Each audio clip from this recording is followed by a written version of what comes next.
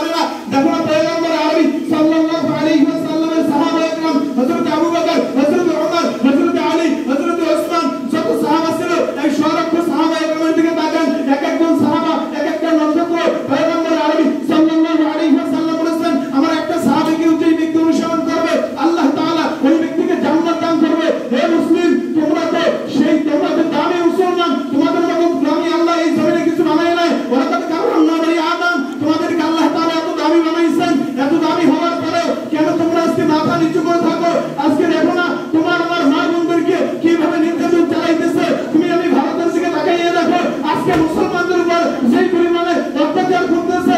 ছোট ছোট বাচ্চারা নামাজ পড়তে ঢুকতেছে, মসজিদের ভিতরে আঘাত করতেছে। তোমার আমার ঈমান আজকে দুর্বল থাকার কারণে কেন তোমার আমার উচিত ছিল আজকে তুমি আমি যখনই কথা বলবো, কথা বলার পর ওরা আমাদের দিকে তাকাইবে তো ভয়ের কারণে ওদের হাত পা কাঁপতে কাঁপতে ওখানে শেষ হয়ে যাবে। মুসলিম না, আমরা তো পরাজয় বরণ করার জাতি না, আমরা তো পরাজয় বরণ করার জাতি না। তাকাইয়ে দেখো না সাহাবা একরাম, এক একজন সাহাবা একরাম এক একটা দেশের জন্য কি ছিল। যেই দেশে একজন সাহাবা একরাম ঢুকতো ওই দেশটাকে পুরো কাঁপিয়ে দিত। আমরা তো সেই জাতি, আমরা কখনো মাথা নত করার সেই জাতি। হে মুসলমান ভালো করে খেয়াল রাখতে হবে।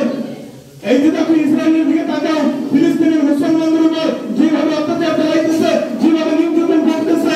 হে মুসলমান তোমার আমার কারণে এই ফিলিস্তিন আজকে কি করতেছে? মুসলমানদের উপরে, ফিলিস্তিনের উপরে এই ইসরায়েল কি পরিমাণে নির্যাতন চালাইতেছে। তোমার আমার টাকায়, তোমার আমার পয়সায় তাকাই গিয়ে দেখো তুমি আমি যেই টাকাগুলো দিয়ে কি করি ইসরায়েলের পণ্যগুলো ক্রয় করি, এক একটা টাকার বিনিময়ে এক একটা বোনের আমার ছোট ছোট ভাইয়ের গায়ে পড়তেছে, কথা হয় না? সারাদিন তুমি বক্তৃতা দিতেছ, সারাদিন তুমি রাস্তাঘাটে মিছিল দিতেছ, তোমরা কি করো? ইসরায়েলের বিরুদ্ধে দাঁড়াও। হে মুসলমান তোমার ঈমানকে মজবুত করো, তোমার ঈমানকে প্রশ্ন করো। তুমি যদি ওদের পণ্যগুলো যদি তুমি যেখানে যাই না ওদের পুরো পণ্য ক্রয় করবে না, যে ক্রয় করবে ওদেরকে তুমি নিষেধ করবে। হে ভাই এই পণ্যটা হারাম, এই পণ্য হারাম, এই পণ্য ব্যবহার করা যাবে না। তুমি যদি ওখানে বলতা এরকম বলতে বলতে ওদের পণ্য যখন কি করবে না, কোনো মুসলিম জাতি ক্রয় করবে না, ওদের পণ্য আর কেউ কিনবে না। আমার জাতি মুসলমানের গায়ে কিভাবে দান করে ভুলেট লাগবে?